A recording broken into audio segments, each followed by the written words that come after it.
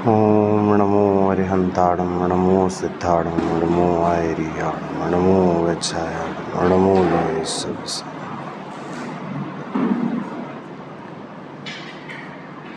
मंगलम भगवान वीरो मंगलम गौतमो गड़ी मंगलम कुंद कुंदाद्यो जैन धर्मोस्तु मंगलम सर्वमंगलमांगल्यं सर्वकल्याणकारिकं प्रधानं सर्वधर्माणां जैनं जयतु शासनं जैनं जयतु शासनं जैनं जयतु शासनं। नमः समय साराय स्वानुभूत्या चकासते चित्स्वभावाय भावाय सर्वभावान्तरक्षिते वन्दितु सर्वसिद्धे ध्रुवम् अचलं णोवं गतिं बत्ते वोक्षामि समय पाहुडमिडमो सुधकेवली भणिदम्। महान ग्रंथ श्री समयसार जी। आपको आवाज़ आ रही है ना प्रॉपर्ली? कम है, थोड़ी सी बढ़ा लीजिए आवाज़ इसकी।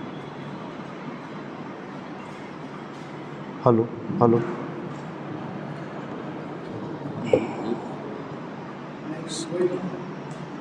वही ठीक है, तो इसकी वॉल्यूम बढ़ा लीजिए थोड़ा सा।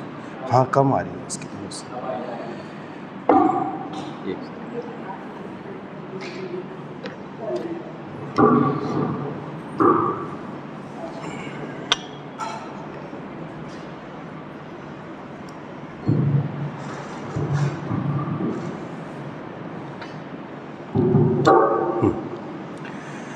श्री महान ग्रंथ समयसार जी की चर्चा में हमने अभी तक क्या समझ लिया कि नमः समय साराय बोलकर अमृतचंद्र आचार्य देव ने आत्मख्याति टीका का मंगलाचरण किया और समयसार जी को नमस्कार किया।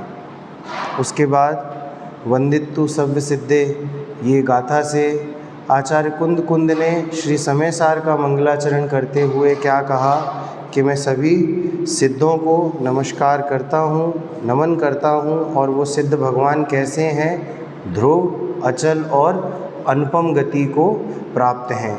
इस प्रकार के सिद्ध भगवान को मैं नमन करता हूँ। फिर क्या हुआ? फिर आत्मख्याति टीका में अमृतचंद्र देव ने इसकी विवेचना की और विवेचना में क्या बताया? विवेचना में उन्होंने बताया कि ये जो सूत्र लिखते हैं, ये जो समयसार जी का परिभाषण कर रहे हैं, द्रव्य स्तुति और भाव स्तुति द्वारा जो समयसार जी का परिभाषण हो रहा है, वो कोई कल्पित रचना नहीं है, किसी छद्मस्त के द्वारा बताया गया बात नहीं है। ये किसकी बात है?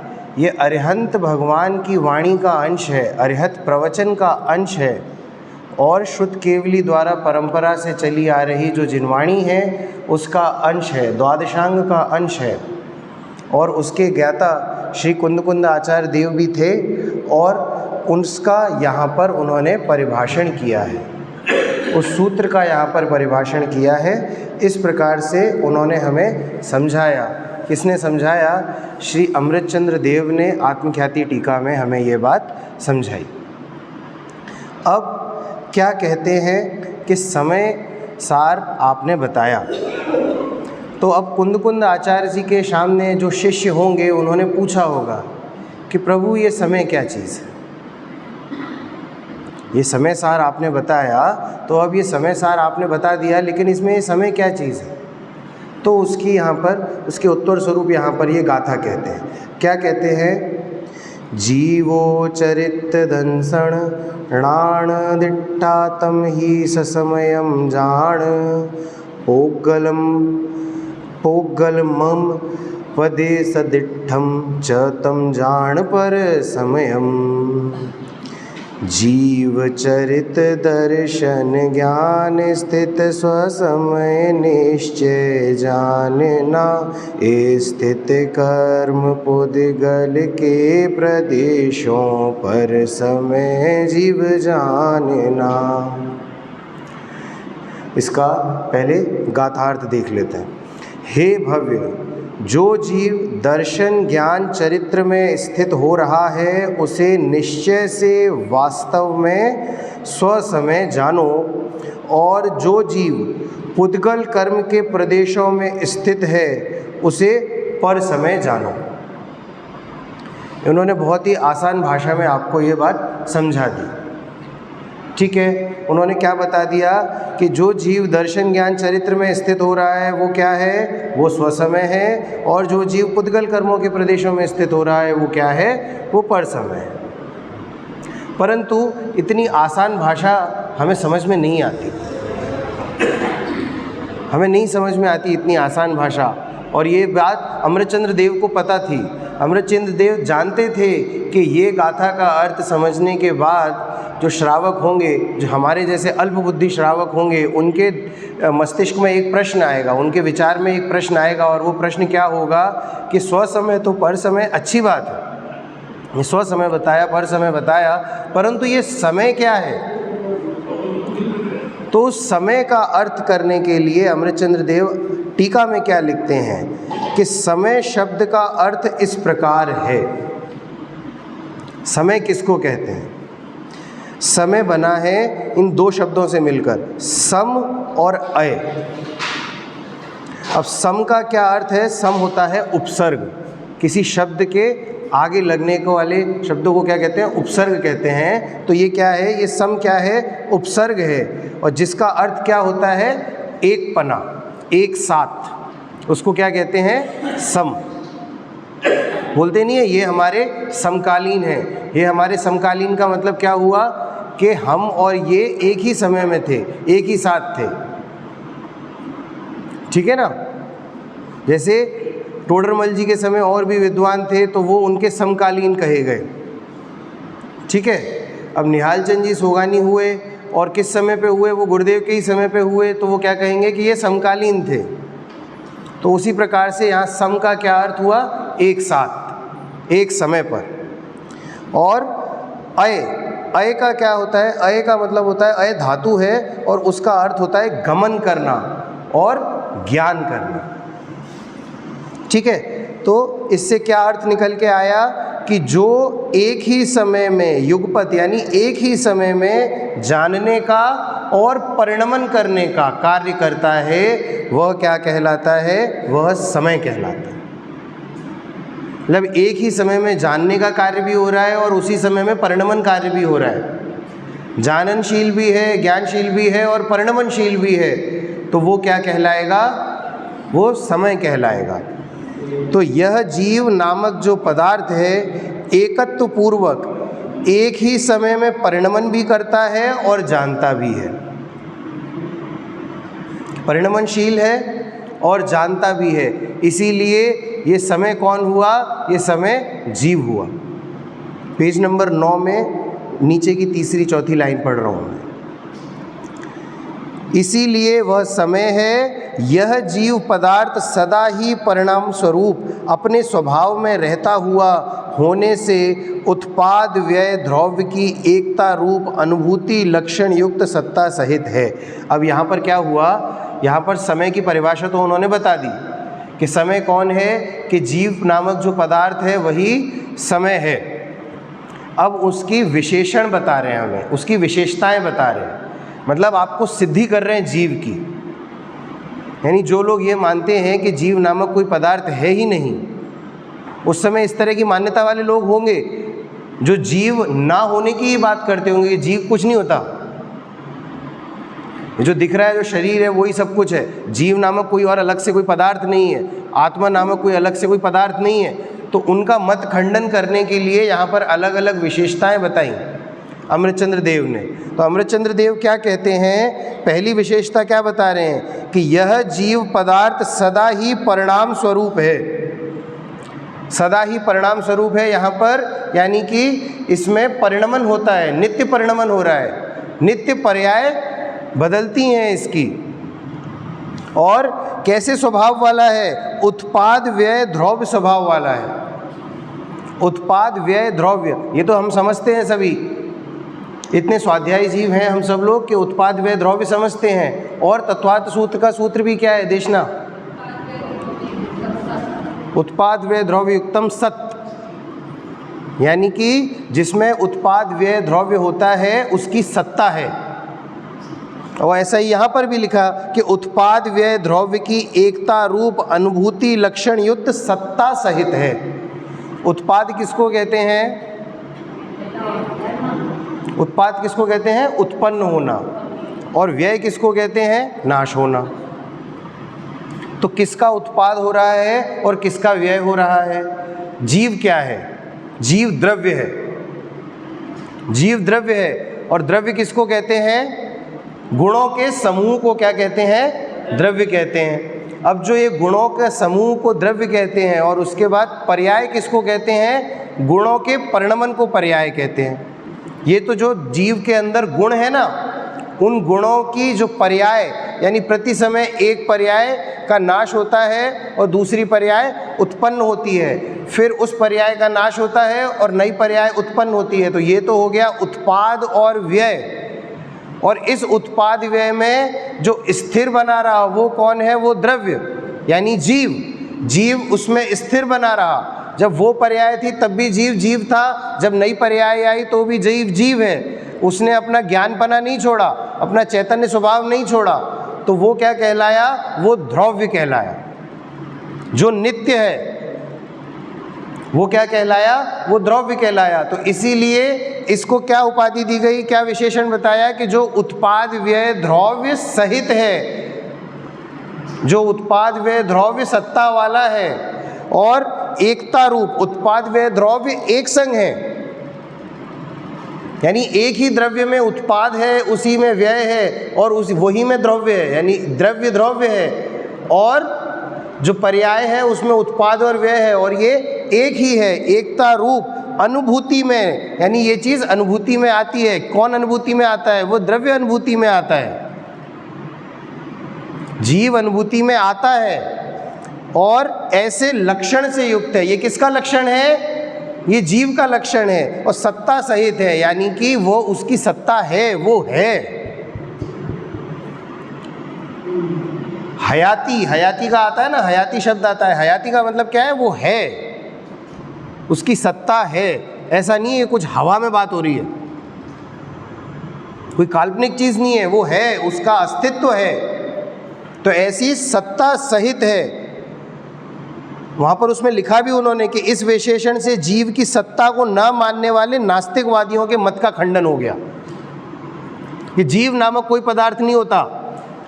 ऐसा मानने वाले बहुत से लोग हैं, उस समय भी होते होंगे। तो वहाँ पर उनका मत खंडन किया। क्या कहा? कि जो आप बोलते हो कि जीव नहीं है, भैया ऐसा नहीं है। उत्पाद व्यय द्रव्य सहित एकता रूप और जो अनुभूति लक्षण वाला है उसकी सत्ता है, वो सत्ता सहित है।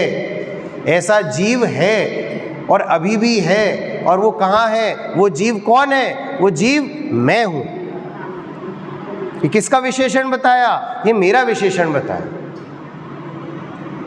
इस जिनवाणी में कभी भी थर्ड पर्सन लेके जीव की बात नहीं करना, हमेशा जीव को फर्स्ट पर्सन लेना। ये मेरी बात हो रही है। फिर दूसरा विशेषण क्या बताया? दूसरा विशेषण बताते हैं कि जो जीव, यहाँ से तीसरी लाइन देखिए, जो टीका का हिंदी है ना, उसकी तीसरी लाइन देखिए पेज नंबर 10 पे। और जीव चैतन्य स्वरूपता से नित्य उद्योत रूप निर्मल स्पष्ट दर्शन ज्ञान ज्योति स्वरूप है। वो जीव की दूसरी विशेषता क्या बताई? चैतन्य स्वरूपता। चैतन्य गुण से क्या होता है? चैतन्य गुण से जीव चेतता है, यानी जानता है। ज्ञान दर्शन रूप कार्य होता है और ज्ञान दर्शन रूप कार्य से उसको ज्योति का नाम दिया, ज्योति स्वरूप। ज्योति का क्या लक्षण होता है भैया? ज्योति का लक्षण होता है स्व पर प्रकाशक होती है। मतलब स्व को भी जानती है और पर को भी जानती है। स्व तो प्रकाशमान होती है स्वयं और दूसरे को भी प्रकाशमान करती है। इसीलिए यहाँ दर्शन ज्ञान को क्या क्या उपाधि दी? ज्योति की उपाधि दी।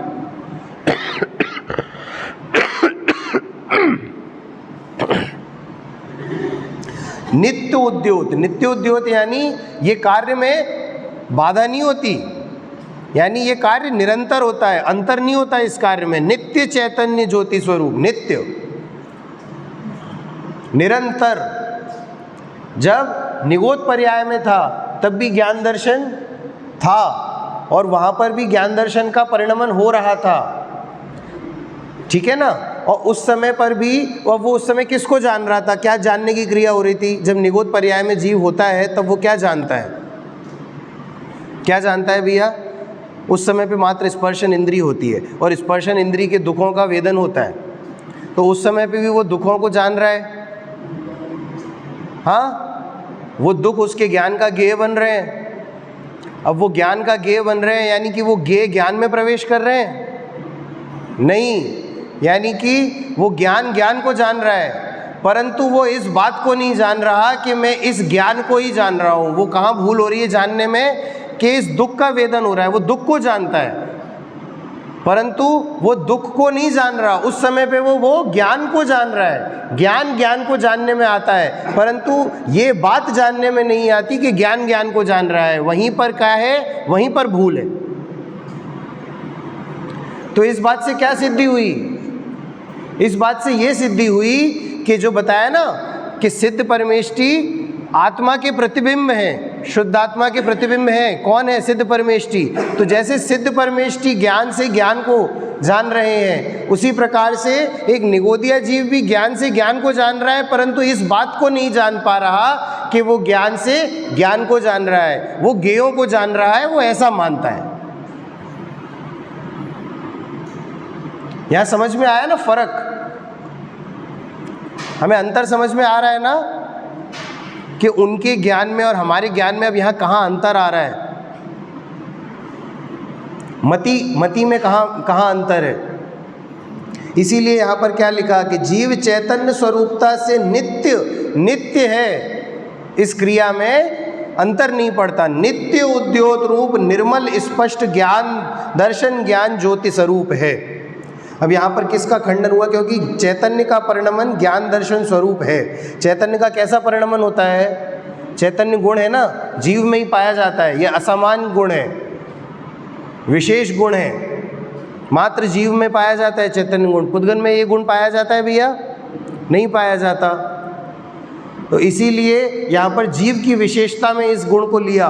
चैतन्य का परिणाम कैसा होता है? चैतन्य का परिणमन दर्शन ज्ञान स्वरूप होता है और इस विशेषण से ज्ञानाकार स्वरूप न मानने वाले सांख्य मत वालों का निराकरण हो गया। वो क्या मानते हैं वो लोग? अब चैतन्य को ज्ञानाकार रूप नहीं मानते वो लोग, वो ज्ञेयाकार रूप मानते। अब इसका एक और दृष्टांत बड़ी आसानी से समझ में आता है। दर्पण देखते हैं हम सभी लोग, दर्पण देखते हैं ना। दर्पण यानी मिरर, आईना जिसे कहा जाता है। और उस दर्पण में मैं यहाँ पर सामने अगर खड़ा हो जाता हूँ, दर्पण में मेरा प्रतिबिंब दिख रहा है, तो मैं दर्पण में प्रवेश कर गया क्या? वो तो झलक रहा है, तो झलक रहा है तो दर्पण में ही है, दर्पण में मैं नहीं आया ना। तो इसी प्रकार से मेरे ज्ञान में यदि कोई गेय झलक रहा है तो वो क्या है? वो गेय मेरे अंदर प्रवेश नहीं हुआ, मेरे ज्ञान के ज्ञान को जाना, तो वो ज्ञानाकार है, ज्ञेयाकार नहीं है। तो उसका उस मत का खंडन हो गया। सांख्यमती क्या मानते हैं? वो ज्ञानाकार नहीं मानते, वो ज्ञेयाकार मानते हैं। तो उस मत का खंडन हो गया इस विशेषता से। अगली विशेषता क्या बताई? वह जीव अनंत धर्मों में रहने वाला जो एक धर्मीपना है उसके कारण जिसे द्रव्यत्व प्रकट है, ऐसा है क्योंकि अनंत धर्मों की एकता द्रव्य है। द्रव्य गुण की क्या द्रव्य की क्या परिभाषा बताई थी अभी? अनंत गुणों के समूह को द्रव्य कहते हैं, गुणों के समूह को द्रव्य कहते हैं। तो इसमें अनंत गुण है और उस गुणों की एकता को लिए बैठा है ये जीव, तो उस कारण से ये जीव क्या है? ये जीव द्रव्य है। बोला ना उसमें, जिसे द्रव्यत्व प्रकट है। किसको द्रव्यत्व प्रकट है? जीव को द्रव्यत्व प्रकट है। क्यों द्रव्यत्व प्रकट है? क्योंकि इसमें ज्ञान, दर्शन, चेतना, चैतन्य, सुख, वीर्य और 47 शक्ति के नाम है ना, वो 47 शक्ति और 47 गुण है। और 47 तो गुण केवल शब्दों में आए, अनंत शक्तियां हैं, अनंत गुणों का धारक है ये जीव। और वो गुण इस जीव में सदा काल विराजमान रहते हैं। कोई भी गुण बिखर कर अलग अलग नहीं होता है ना। इस कारण से ये जीव क्या है? ये जीव द्रव्य है। इस संसार का एक द्रव्य है। वो कौन सा द्रव्य है? जीव द्रव्य। तो वो जीव द्रव्य है। द्रव्य कितने होते हैं देखना? 6 होते हैं। संसार में कितने द्रव्य हैं? जाति अपेक्षा 6 द्रव्य हैं। और उन 6 द्रव्यों में से एक मैं कौन हूँ? मैं जीव द्रव्य। और यहाँ पर उस जीव द्रव्य का लक्षण क्या बताया? कि चेतना स्वरूप वाला हूँ, उत्पाद व द्रव्य युक्त सत्ता वाला हूँ। और चेतना वाला भी कैसा हूँ? नित्य चेतना वाला हूँ। निरंतर चेतना गुण का परिणमन हो रहा है, ज्ञान दर्शन रूप कार्य निरंतर हो रहा है, ऐसे विशेषण वाला हूँ। उसके बाद अब इस विशेषण से क्या हुआ कि वस्तु को धर्मों से सहित मानने वाले बौद्धमतियों का निषेध हो गया। धर्मों से सहित रहित मानने वाले, धर्मों से रहित यानी कि वो क्या मानते हैं कि वस्तु में कोई गुण नहीं होते। बौद्धमती क्या मानते हैं? इसीलिए वो क्या मानते हैं? वो प्रत्येक चीज़ को क्षणिक मानते हैं, द्रव्य का ही लोप कर देते हैं, केवल उत्पाद और व्यय में रहते हैं वो लोग। वो द्रव्य नहीं मानते बौद्धमती। किसकी कथा में बौद्धों का विवरण आया है? क्यों चैतन्य? किसकी कथा आती है जिसमें बौद्ध मत का विवरण आता है? अकलंक निकलंक देव की कथा आती है, जो दोनों भाई कहाँ पर पढ़ने गए थे? नालंदा में। और नालंदा में बौद्ध मठ में पढ़ने गए थे। बौद्ध मठ में पढ़ने जाने का कारण उनका क्या था? उन्हें जिन धर्म की प्रभावना करनी थी। और उस समय पे बौद्ध मतियों का बहुत ज़्यादा प्रचार प्रसार था। और उनका प्रचार प्रसार था तो जितने जैनावलंबी भी थे वो भी बौद्ध मत से आकर्षित हो रहे थे। तो उन्हें इस बात का थोड़ा सा विकल्प आया कि इसमें, इस मत में क्या है ऐसा, उसको हम पहले समझेंगे, और समझे बिना खंडन नहीं हो सकता। इसीलिए वहाँ पर उन्होंने समझने के लिए बौद्ध मत की पढ़ाई की। वरना जैन धर्म के तो अच्छे विद्यार्थी थे वो, जैन धर्म का ज्ञान था उन्हें, परंतु उन्हें ये भी तो पता होना चाहिए ना कि गलत क्या है। जब आपको गलत की पूरी जानकारी होगी तो आप सही को और दृढ़ता से सिद्ध कर सकते हैं। इसीलिए उन्होंने बौद्ध मत का अध्ययन किया। और उस अध्ययन में बेचारे पकड़े गए। क्योंकि क्या होता है ना, देखिए, चाहे हीरे को आप कितना भी कालिक में दबा के रखो, लेकिन हीरा अपनी कांति नहीं खोता। तो इसी प्रकार वो उस कालिक में हीरे के समान थे दोनों भाई। वो गुण नहीं छुपा पाए अपने। वो स्यात् शब्द जोड़ दिया उन्होंने, कथनचित। और वो कथनचित जब पढ़ा तो बौद्ध मत के जो गुरु थे उन्हें समझ में आ गया कि यहाँ कोई जैनावलंबी है। क्योंकि हम तो कथनचित बोलते नहीं, हम तो एक ही बात बोलते हैं। बौद्धमती तो एक ही बात बोलते हैं, वो कथनचित नहीं बोलते, वो कोई नए नहीं मानते। तो क्या हुआ, दोनों भाइयों की परीक्षा करी गई अलग अलग तरीके से। उन्होंने जिन प्रतिमा को लांघने का परीक्षा की कि जैनावलंबी होगा तो जिन प्रतिमा को नहीं मानेगा। तो भैया परीक्षा में भी पास होना जरूरी था, तो उसमें भी वहाँ पर उनकी धर्म की शिक्षा काम आई कि जिन बिंब कैसा होता है, परिग्रह रहित होता है। वस्तु का धागा, वस्त्र का धागा भी जिनने तन पर धारा है। तो ऐसी दिगंबरत्व की जो घोषणा करती है वो होती है जिन मूर्ति, जिन बिंब। तो उन्होंने क्या किया, जनेऊ पहनते थे ना, तो अपना जनेऊ उतार के उस पर डाल दिया धीरे से। अब वो जिन प्रतिमा नहीं रही और उसको लांघ गए। परंतु उन्होंने क्या बोला कि जब जीव निद्रा अवस्था में होता है और उस समय पर अगर उसे अचंबित किया जाए तो अपने इष्ट देव का नाम लेता है। तो ज़ोरदार शोर किया गया आधी रात को, तो अरिहंत सिद्ध का नाम निकला उनके मुंह से। निकलता है क्या हमारे मुंह से? जब भी हम अचंभित होते हैं हमारे मुंह से कभी हमारे जिनेंद्र देव का नाम निकलता है क्या? ये होता है जैन श्रद्धानी। किसकी याद आती है? जिनेंद्र देव की याद आती है। तो जैसे ही उन्होंने जिनेंद्र का नाम लिया वो पकड़ में आ गए। तो इस प्रकार से यहाँ पर भी बौद्ध मतियों का निषेध करना बहुत ज़रूरी था, क्योंकि आज आप देखोगे ये चैतन्य की जो एज है ना 21-22, ऐसे 21-22 एज के जो बच्चे होते हैं और थोड़े से बुद्धिशाली होते हैं, उन्हें आसानी से भटकाया जा सकता है भैया। क्यों भटकाया जा सकता है? क्योंकि यदि उन्हें ये सही बात समझ में नहीं आई ना, तो वो किसी भी धर्म की तरफ आकर्षित हो जाते हैं, और धर्म की तरफ आकर्षित हो गए और वहाँ पर जाकर भटक जाते हैं। क्योंकि और धर्म के अपेक्षा जो हमारा धर्म है ना, वहाँ पर हम बहुत सारे तर्क लगा के बात को सिद्ध करते हैं। क्योंकि हम कैसे हैं? हम अनेकांतवादी हैं, हम एकांतवादी नहीं हैं। हम अनेक नयों से अलग अलग तरीके से उस बात को सिद्ध करते हैं। और धर्म में क्या होता है? वो एक ही लकीर पे आगे चलते चले जाते हैं। तो बच्चों को क्या लगता है? ये आसान है भैया, यहाँ चलो। परंतु उन्हें यह समझाया है कि ये बहुत आसान चीज़ है, बहुत आसान बात है, इसको समझो। क्योंकि अगर आसान नहीं होती तो शिवभूति मुनिराज कैसे मोक्ष चले जाते? क्यों चैतन्य शिवभूति मुनिराज की कथा पता होगी? उन्हें नमोकार मंत्र भी याद नहीं होता था। इतना तीव्र ज्ञानावर्णी क्षयोपशम था उन्हें, उदय था उसका। तो भी उन्होंने जीव द्रव्य को समझ रखा था। तुष्माश भिन्नम, यानी कि दाल का दाना अलग है और वो भूसी जो उसका छिलका है वो अलग है। तो उस प्रकार से उन्होंने वहाँ पर क्या सिद्ध कर लिया कि देह जुदा है और मैं जुदा हूँ। और यही सार है, यही वीतरागता है। और इस बात को पकड़ लिया और इस बात का ध्यान हुआ, ध्यान होके मोक्ष चले। तो आसान है कि नहीं है ये बात?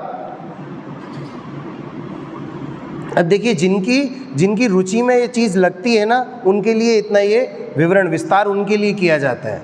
जो पढ़ने के रसिक होते हैं उनके लिए विस्तार किया जाता है।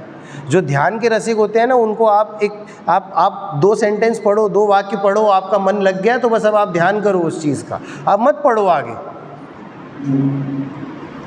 परंतु मति यदि इधर उधर भटकती है तो मति के भटकना नहीं चाहिए, मति को भटकाना नहीं है। तो यहाँ पर रुचि लगाओ, यहाँ पर और आगे विशेषण पढ़ो आत्मा के। और अगला क्या विशेषण बताया कि वह कर्म रूप और अक्रम परत्वान अनेक भाव जिसका स्वभाव होने से जिसने गुण पर्यायों को अंगीकार किया है। अब उसमें क्रम रूप और अक्रम रूप। अब क्रम रूप और अक्रम रूप का क्या मतलब होता है? अक्रम का मतलब होता है जो हमेशा एक साथ रहे, एक समय पे विद्यमान रहे, वो कहलाता है अक्रम। और जो बारी बारी से आए उसे क्या कहते हैं? उसे कहते हैं क्रम। तो पर्याय कैसी आती है? पर्याय क्रम से आती है, क्रम रूप से आती है, एक के बाद एक, एक के बाद एक, एक के बाद एक। और जो गुण होते हैं वो सभी के सभी गुण एक साथ विद्यमान रहते हैं एक समय पे। तो क्रम रूप और अक्रम रूप प्रवर्तमान। पर्याय क्रमवर्ती होती है और गुण सहवर्ती होते हैं। सहवर्ती का मतलब एक समय पे एक साथ होते हैं, तो अक्रम भी कहते हैं। तो कैसा है आत्मा? गुण पर्यायों का धारक है, क्रम रूप भी और अक्रम रूप भी। ये एक जीव का एक और विशेषण बताया कि भैया जीव को समझो तो सही। बताने के लिए तो बहुत शब्द हैं, पूरा द्वादशांग मात्र जीव का आत्मा को समझाने के लिए ही है। द्वादशांग का विवरण बताएंगे कभी आपको, कितना बड़ा होता है द्वादशांग। श्लोक प्रमाण कहलाता है, 32 अक्षर का एक श्लोक होता है ना। तो इस विशेषण से पुरुष को निर्गुण मानने वाले सांख्य मत वालों का निरसन हो गया। यानी आत्मा में कोई गुण नहीं होते, केवल पर्याय आती जाती बनी रहती हैं, बस आत्मा में कोई गुण नहीं होता, निर्गुणी होता है आत्मा। तो उसको उस मत का खंडन करने के लिए क्या बताया कि जीव कैसा है, क्रम रूप और अक्रम रूप है। क्रम रूप से पर्यायवान है और अक्रम रूप से गुणवान है। गुणवान होने से वो क्या है, अक्रम रूप, और पर्यायवान रूप होने से वो क्या है, क्रम रूप है। ये मेरी विशेषताएं हैं। भैया कभी बोलते हो ना मेरे अंदर तो कोई गुण ही नहीं है, मैं तो अवगुणी हूं, तो यहां पर आपको बताया कि तुम अवगुणी नहीं हो, तुम गुणी हो भैया। निराशा दूर होती है इससे पढ़ने से। डिप्रेशन होता है ना, आजकल यंगस्टर्स में बहुत डिप्रेशन होता है। उस डिप्रेशन का मुख्य कारण क्या है? उस डिप्रेशन का मुख्य कारण है हमारा मोह। अब वो मोह कैसे है, उसको प्रैक्टिकली कभी लगा नहीं पाते हम, उसको थोड़ा प्रैक्टिकली लगाते हैं। मोह कैसे है? हमें कहाँ पर रस आता है? कल बात की थी ना, कहाँ रस आता है मुझे संसार में रस आता है। संसार में क्या है, पंचेंद्रिय के विषय भोग हैं, वहाँ रस आता है। अब पंचेंद्रिय के विषय भोगों को अगर हम आज के समय की बात करें तो इतना ज़्यादा हाईलाइट किया जा रहा है। पंचेंद्रिय के विषय भोगों को बहुत ज़्यादा हाईलाइट किया जा रहा है। और हाईलाइट किस माध्यम से हो रहे हैं भैया? अभी जेब में रखा होगा आपके, सोशल मीडिया। ये सोशल मीडिया प्लेटफॉर्म जितने भी हैं वो किस चीज़ का सूचक है? पंचेंद्रिय विषय भोगों का बहुत ज़्यादा प्रचार प्रसार हो रहा है। थोड़ी सी सामाजिक बात कहें तो आप कहीं पे भी घूमने जाते हो तो आप सेल्फी अपलोड कर लेते हो, दुनियादारी के जितने फ़ोटोज़ होते हैं आप सब अपलोड कर लेते हो। ठीक है, आप सक्षम हो, आप घूमने जा रहे हो, आप तीर्थ वंदना कर रहे हो, बहुत अच्छी बात है। हम इधर उधर घूमने जाने की बात नहीं करते, चलो आप तीर्थ वंदना कर रहे हो। तीर्थ वंदना करने जाने में आपने कुछ फ़ोटोज़ क्लिक किए, उन फ़ोटोज़ को आपने अपने सोशल मीडिया पे अपलोड कर दिया। अब उन सोशल मीडियाज़ पे जो आपके फ़ोटोज़ देख रहा है, अब वहाँ पर क्या होगा, अगर वो जीव सम्यक दृष्टि नहीं है भैया, तो वो क्या देखेगा, अरे देखो कितना बढ़िया घूम रहे हैं, धर्म यात्रा कर रहे हैं, मैं नहीं कर पा रहा। और वो किस कारण दुखी हो गया? वो क्या मान रहा है? वो बाहरी चीज़ों में यहाँ पर सुख ढूंढ रहा है ना, कि मंदिर जाऊँगा तो सुख मिलेगा। ये भी तो मोह की महिमा है भैया। तीर्थ क्षेत्र जाऊँगा तो सुख मिलेगा, समेत शिखर जी चला जाऊँगा तो ज़्यादा सुख मिलेगा, गिरनार जी की 5वीं टॉक तक हुआ आऊँगा तो ज़्यादा सुख मिलेगा। ये तो गिरनार की 5वीं टॉक तक हुआ है, वहाँ का फ़ोटो अपलोड किया है, मैं तो जा नहीं पा रहा। यहाँ डिप्रेशन क्रिएट हो जाता है। हम पे तो कुछ है ही नहीं, धन संपदा, कोई संपदा नहीं है हम पे तो इस कारण डिप्रेशन में जा रहा है जीव। तो उस डिप्रेशन को यहाँ दूर किया है। क्या कहा है कि तू अनंत गुणों का धारक है, अक्रम रूप से यानी कोई एक गुण, फिर दूसरा गुण, फिर तीसरा गुण, ऐसा गुण ही नहीं है तू एक साथ सारे गुण तुझमें विद्यमान है, ऐसा गुणवान है तू। और जब इस प्रकार से भान होता है ना, तब अपनी महिमा आती है। अपनी महिमा आती है तो अपने आप को जानने की उत्कंठा पैदा होती है, इस जीव को जानने की उत्कंठा पैदा होती है। और यहाँ पर प्रमाद रहित होकर जीव चिंतन में लगता है, जब इस प्रकार जानता है अपने आप को। पुरुषार्थ क्या है? क्या है पुरुषार्थ की परिभाषा? अगर अभी हम समय सार के परिप्रेक्ष्य में बात करें तो क्या है पुरुषार्थ चैतन्य?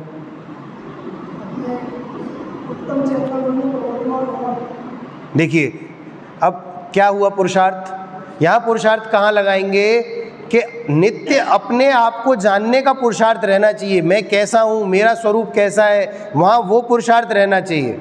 आगे की जब हम गाथाएं पढ़ेंगे तो वहाँ पर जीव को कैसा बताया है? अबद्ध अस्पृष्ट बताया है ना, कहीं से बंधा नहीं है, किसी को स्पर्श नहीं करता, तीसरी गाथा में ही बताया। तो अब यहाँ पर हम अपने आप को देख रहे हैं कि शरीर आत्मा के संयोग से है ना, शरीर आत्मा के सहयोग से है या आत्मा शरीर के सहयोग से है? शरीर आत्मा के सहयोग से है। क्यों? क्योंकि आत्मा यदि इधर उधर हो जाए तो वो शरीर का विलय हो जाता है। है ना। तो मैं जो जीव हूँ, क्या चिंतन चल रहा था यहाँ पर पुरुषार्थ का, कि मैं जैसा जीव हूँ उस जीव का भान निरंतर होना चाहिए। मैं किस प्रकार से अबद्ध हूँ, किस प्रकार से अस्पृष्ट हूँ। कमल की फूल की पंखुड़ी का दृष्टांत लिया है भैया, कि जल में रहती है वो कमल की पंखुड़ी, परंतु जल से अत्यंत भिन्न है, अबद्ध है, अस्पृष्ट है, स्पर्श नहीं होता जल का उसे। आचार्य ने दृष्टांत ऐसे वैसे नहीं लिया, उन्होंने देखा होगा इस चीज़ को। आप पावापुर जी जाते हैं ना, पावापुर जी में वो सरोवर है, सरोवर में बहुत सारे कमल खिले होते हैं, तो वहाँ पर वो कमल में आप एक आध पंखुड़ी लेके देख सकते हैं। जब तक वो जल में होगी तो ऐसा लगेगा बिल्कुल भीगी हुई है वो जल से, जैसे ही बाहर निकालेंगे बिल्कुल सूखी होती है वो, बिल्कुल ड्राई होती है, बिल्कुल सूखी हुई होती है वो पंखुड़ी। इसीलिए वहाँ पर इस प्रकार का उदाहरण लिया कि बिल्कुल अबद्ध है, अस्पष्ट है। तो जब मैं यहाँ पर परिवार में दुखी बैठा रहता हूँ ना, कि ये मेरी नहीं सुन रहा, ये मेरी नहीं सुन रहा, तो वहाँ पर कहाँ पुरुषार्थ लगाना कि मैं मात्र जाननहार हूँ, मैं इस चीज़ का करता नहीं हूँ। वो पुरुषार्थ लगना चाहिए, वो पुरुषार्थ होना चाहिए।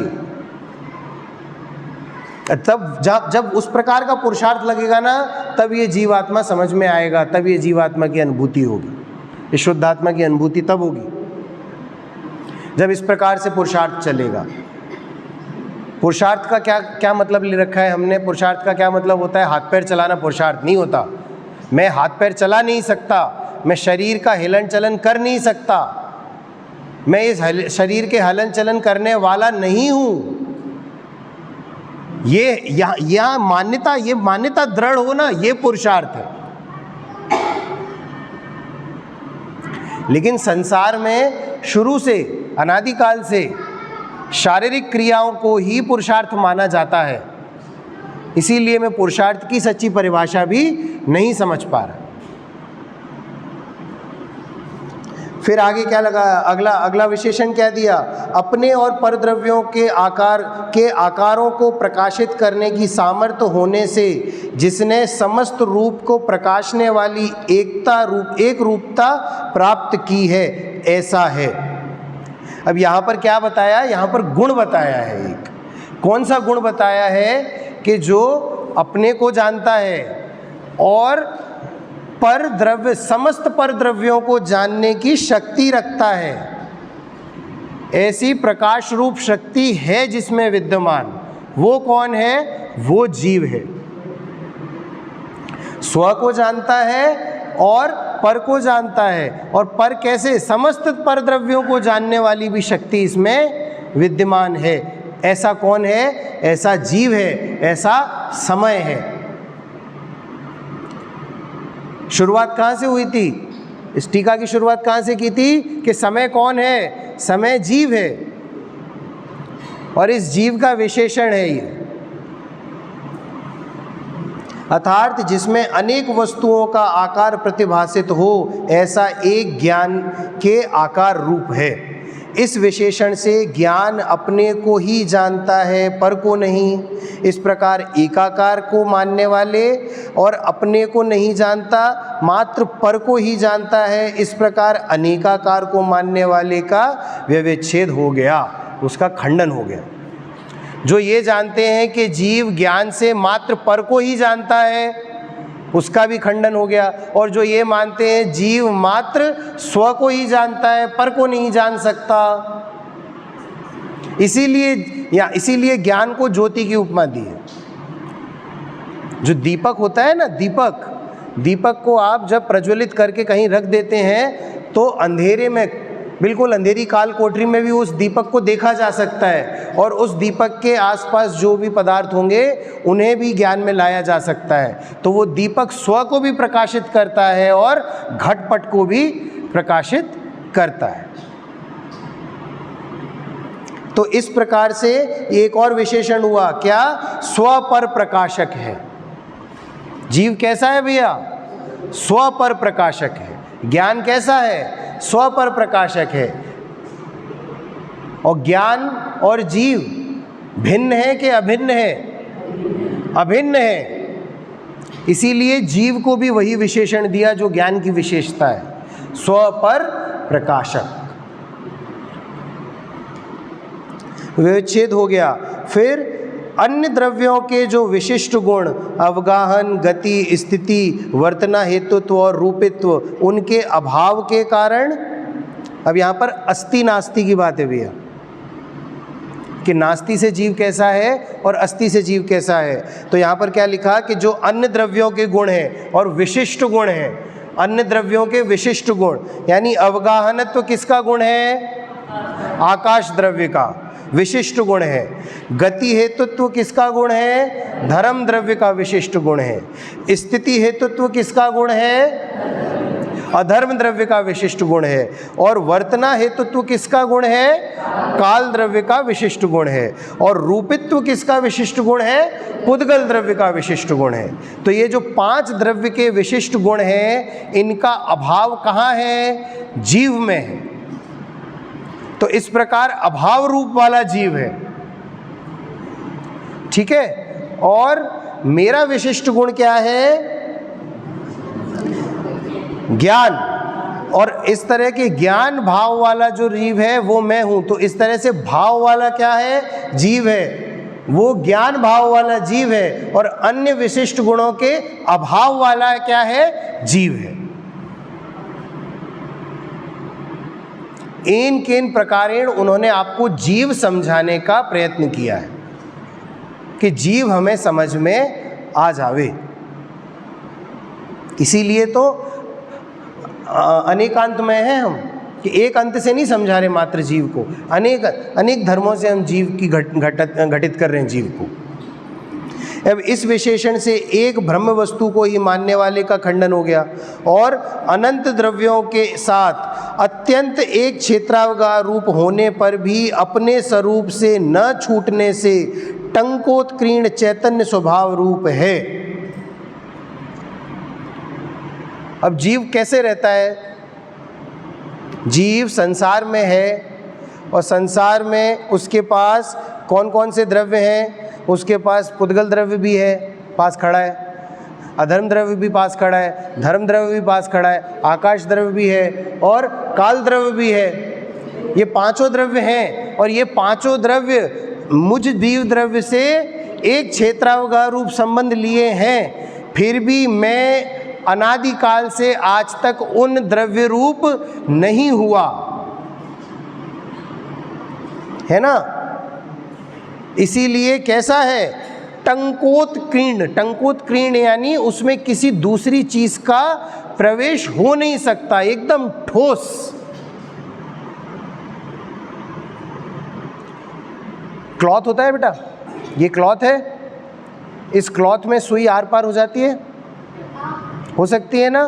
तो ये टंकोत्कीर्ण नहीं है, इसमें दूसरी चीज का प्रवेश हो जाता है ना। ठोस लोहे की बॉल, दृष्टांत लें, एकदम लोहे की बॉल जो ठोस होती है, उसमें तुम आप सुई डालने की कोशिश करो, सुई प्रवेश करेगी उसमें? नहीं। वो कहता है टंकोत्कीर्ण, किसी दूसरी चीज का प्रवेश निषेध है वहां।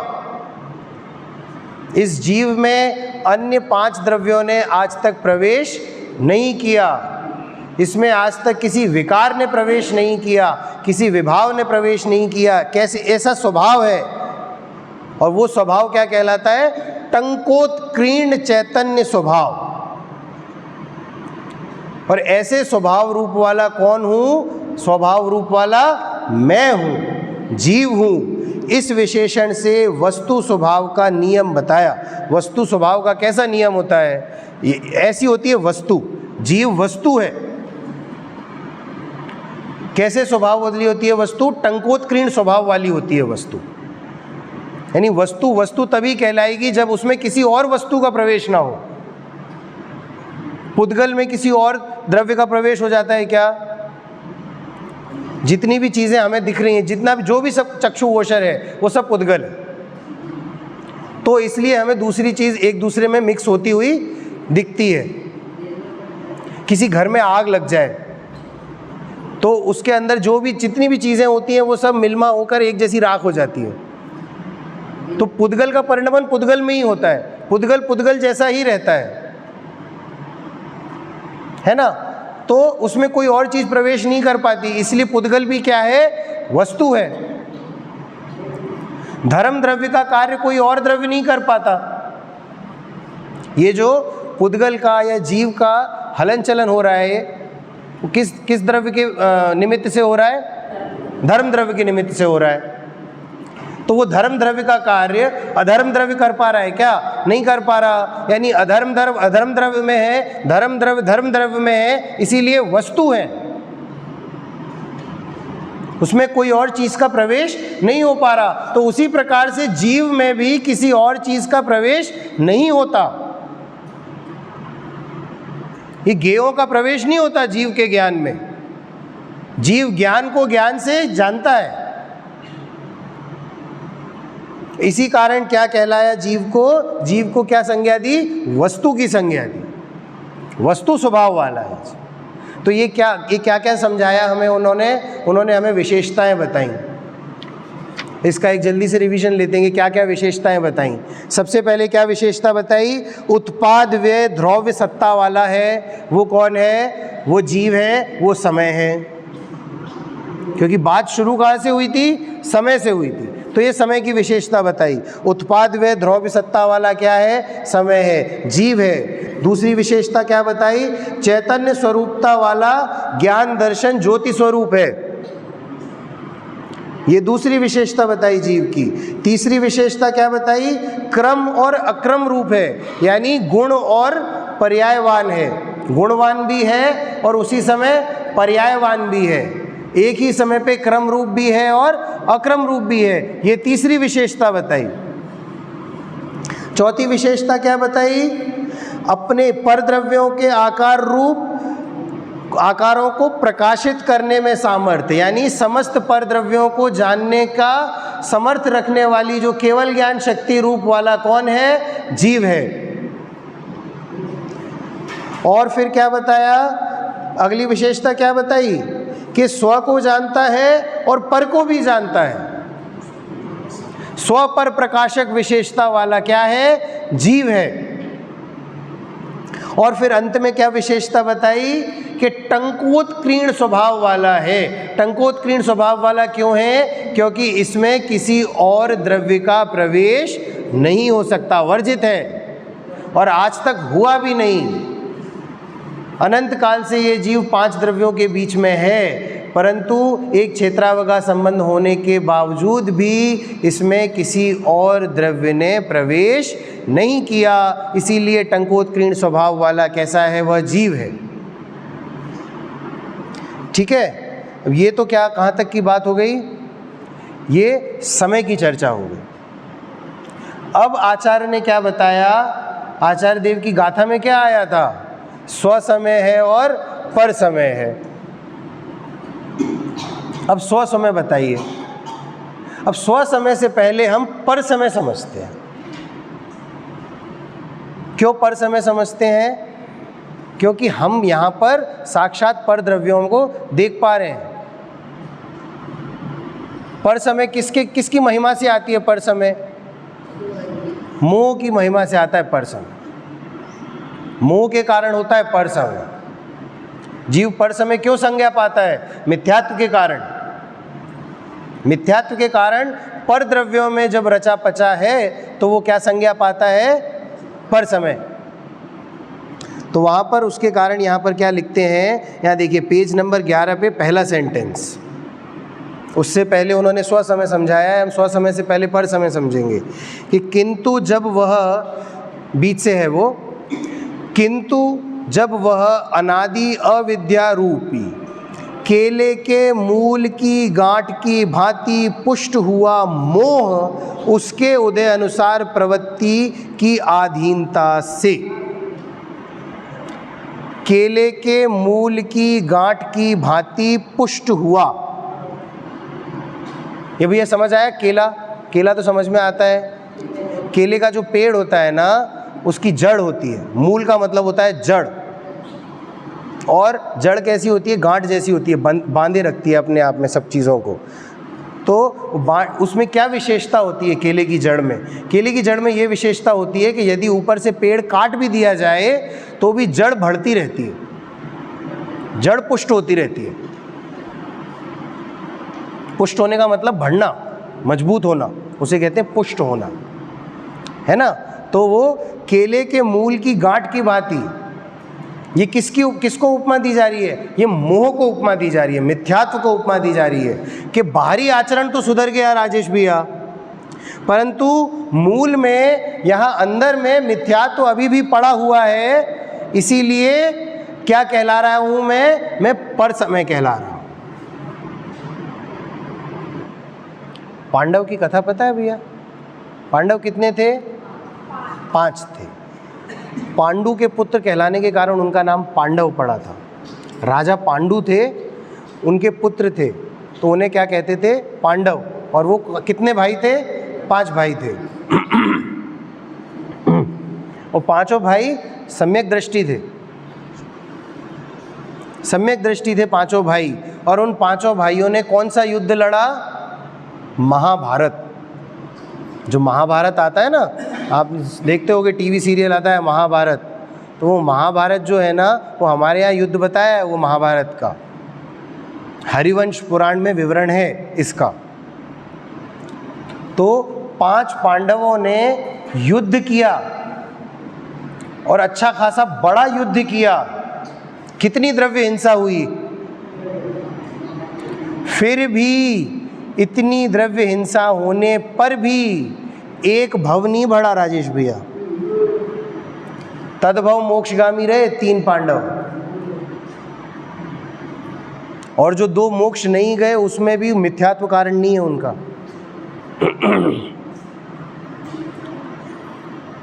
वो शुभराग कारण है, वो दूसरी बात है। परंतु यहाँ पर हम क्या बता रहे हैं कि सम्यक दृष्टि थे, इसीलिए इतना बड़ा युद्ध लड़ लिया, और फिर भी तद्भव मोक्षगामी थे। क्यों? क्योंकि मूल में भूल नहीं थी, मूल में मिथ्यात्व नहीं पड़ा था, मूल में मोह नहीं था। और उसी के विपरीत द्रव्यलिंगी मुनिराज, प्रथम गुण स्थानवर्ती द्रव्यलिंगी मुनिराज, 28 मूल गुणों का निरतिचार पालन, इतनी मंद कषाय कि यहाँ पर आपकी त्वचा चीर दी जाए और उसमें नमक मिर्ची डाल दी जाए फिर भी आँख में लालिमा ना आए, इतनी मंद कषाय वाले जीव 9वें ग्रैवेक तक जाते हैं, 11 अंग 9 पूर्व के पाठी हो जाते हैं, और फिर भी मिथ्यात्व होने के कारण चतुर्गति भ्रमण निरंतर जारी है, निरंतर चलता रहता है। एक भव कम नहीं होता, और सम्यक दृष्टि का वहाँ पर एक भव बढ़ा नहीं। ये महिमा है मिथ्यात्व की, या बोला जाए तो ऐसा टेरर है मिथ्यात्व का। टेररिस्ट होते हैं ना, टेररिस्ट, तो ये टेररिस्ट है मिथ्यात्व। ऐसा टेरर है मिथ्यात्व का कि इतनी बाहरी क्रियाएं हो जाएं फिर भी आपका भव एक भव कम नहीं करने देता। और यदि इस टेररिस्ट को हमने हटा दिया, इस मिथ्यात्व को हमने हटा दिया, और कैसे हटाया? मूल से हटाया। कल पढ़ा था ना, इसमें छंद क्या पढ़ा था? इस भवतरु का मूल है एक ही मिथ्या भाव, ताको कर निर्मूल। निर्मूल यानी उसे जड़ से हटाए। कल एक और बात ली थी ना कि 8 अंगों का पालन करने लगो तो सम्यक दृष्टि मानने लगता है, तो वो यहाँ पर है, पर समय है, मिथ्यात्व के कारण पर समय है। और चलो ठीक है, यहाँ तो आप भी पांडव का आप दृष्टांत ले रहे हो, रामचंद्र जी का दृष्टांत लीजिए। छायक सम्यक दृष्टि जीव 6 महीने तक भाई की मृत काया को कंधे पर लेकर घूमते रहे, और तो भी एक भव नहीं बढ़ा, उसी भव से मोक्ष गए। वो आई नहीं बहन। कल मुझसे एक प्रश्न हुआ था कि ये रामचंद्र जी और रावण, लक्ष्मण आदि ये उनके यहाँ भी थे और हमारे यहाँ भी हैं, और हमारे यहाँ आप मोक्ष जाएंगे तो आज से क्यों नहीं पूछ सकते उनको? ऐसा प्रश्न आया था मेरे सामने। तो उसका निराकरण मैंने बोला था हम शाम को इसमें मोक्षमार्ग प्रकाशक के आधार से करेंगे उसको। क्यों? क्योंकि हम मिथ्यात्व के कारण द्रव्य गुण पर्याय को यथार्थ रूप से समझ नहीं पा रहे हैं। मिथ्यात्व ही, इसीलिए मिथ्यात्व को पाप का बाप बोला। मिथ्यात्व क्या है? पाप का बाप है।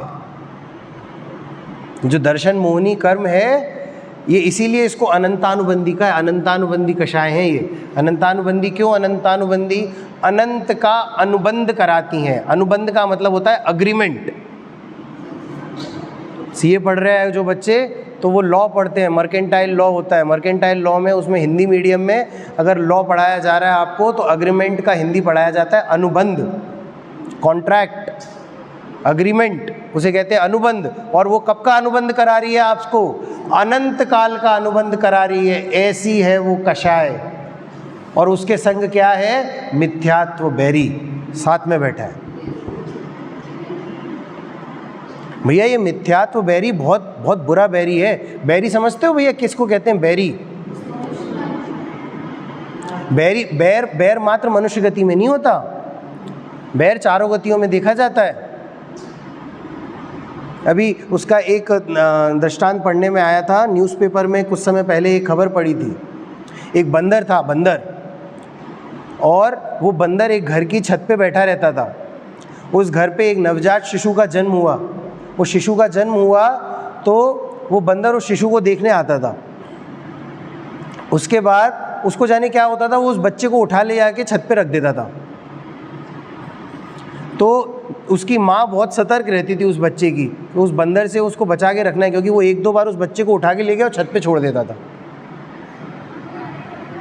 फिर क्या हुआ, एक दिन उस बंदर को दिखा तो उसने क्या किया था, उसकी माँ ने कड़ी लगा दी थी, जो कुंडी होती है ना ऐसी, वो कुंडी लगा दी थी। वो बंदर आया, उसने देखा माँ नहीं है आसपास, तो बंदर आया, कुंडी खोली, उस बच्चे को उठाया और पानी की टंकी में पटक के पानी की टंकी का ढक्कन भी बंद कर दिया। चला गया वो बच्चा। तो ये पूर्व जन्म का बैर था ना, मतलब उस जीव का उस जीव से कोई बैर रहा होगा और जाति स्मरण से उसने जाना होगा कि ये बैरी है मेरा, उसकी आयु ले ली उसने, घात कर दिया उसका। तो ये एक भव, पिछले पूर्व भव का बैर आया ना। और ये मिथ्या तो बैरी ऐसा है, अनंत भव तेरा पीछा नहीं छोड़ने वाला, ऐसा है मिथ्यात्व बैरी। जिस कारण मैं क्या संज्ञा पाता हूं? मैं पर समय की संज्ञा पाता हूं। कौन है पर समय? जो यहाँ पर इस वाक्य को पढ़ लेते हैं तो पर समय समझ में आ जाएगा। मोह के उदय अनुसार प्रवृत्ति की अधीनता से दर्शन ज्ञान स्वभाव में नियत वृत्ति रूप आत्म तत्व से छूटकर, अपने स्वभाव से छूटकर पर द्रव्य के निमित्त से उत्पन्न, मोह राग द्वेष कैसे उत्पन्न होते हैं? पर द्रव्य के निमित्त से उत्पन्न होते हैं, है ना। पर द्रव्य के निमित्त से उत्पन्न मोह राग द्वेष आदि भावों में एकता रूप से लीन होकर, एकता रूप होती नहीं है, एकता रूप मानता है। क्योंकि एकता रूप यदि हो जाए तो यहाँ टंकोत्कीर्ण स्वभाव नहीं रहेगा, तो इसलिए एकता रूप मानता है, लीन होकर प्रवृत्त होता है। तब पुद्गल के कर्म के प्रदेशों में स्थित होने से युगपद पर को एकत्व पूर्वक जानता है और पर रूप से एकता पूर्वक परिणमित होता हुआ पर समय कहलाता है। ये इतने सारे शब्द दिए हैं, उनका निष्कर्ष यही है। क्या है निष्कर्ष? कि स्व को पर में स्थापित करने की भूल कर रहा है, ये परद्रव्य रूप होने की भूल कर रहा है, शरीर को स्व मानने की भूल कर रहा है। और थोड़ा सा स्थूल बोले तो स्त्री पुत्र आदि पर द्रव्यों को अपना मानकर भूल रहा है। इस देव में एकत्व ममत्व बुद्धि कर कर भूल कर रहा है। ये घटपट आदि मेरे अनुसार चलते हैं, यह मानकर भूल कर रहा है। कैसी भूल हो रही है राजेश भैया? ऐसी भूल हो रही है जैसे कि बैलगाड़ी देखिए बेटा, बैलगाड़ी जब चलती है तो उसके नीचे कुत्ता चलता है, तो कुत्ता क्या मानता है कि मेरे आधार से ये बैलगाड़ी चल रही है, मैं इस गाड़ी को चला रहा हूँ, मैं इस बैलगाड़ी को चला रहा हूँ, ऐसा मानता है। तो ऐसी मान्यता रखने वाला जीव क्या है? पर समय है। इस प्रकार से पर समय का निरूपण किया। कल हम स्वसमय देखेंगे और थोड़ा सा स्वसमय देखने के पश्चात हम एक महत्वपूर्ण गाथा लेंगे। वो महत्वपूर्ण गाथा हम कल बताएंगे कि क्या है वो महत्वपूर्ण गाथा। अभी की बात को यहीं विराम देते हैं। सहजानंदी शुद्ध स्वरूपी अविनाशी में आत्मा